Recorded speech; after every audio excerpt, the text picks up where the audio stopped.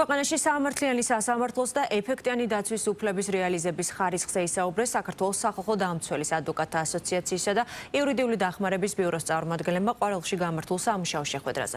ლევან იოსელიანმა საამართლიანი სასამართლოს უფლების ზედამხედველობის პროცესში გამოვლენილი მიგნებები, ასევე უფლება დარღვევის ფაქტები და მათ აღმოსაფრთხებლად შემუშავებული რეკომენდაციები წარადგინა.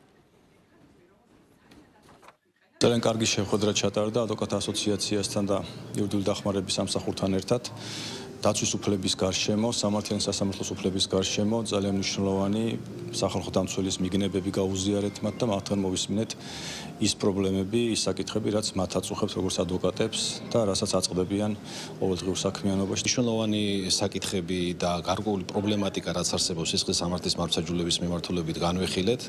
მთავარი მიზანი ის არის, რომ ადვოკატებს მაქსიმალურად თავისუფალ გარემოში უნდა შეეძლოთ თავის ფუნქციების ჯეროვნად განხორციელება, ის შემაფერხებელი ბარიერები, რაც ხელს უშლით მათ საადვოკატო პრაქტიკის განხორციელებაში, ეს არ არის სისტემური ხასიათის, მაგრამ არის ეპიზოდური დარღვევები.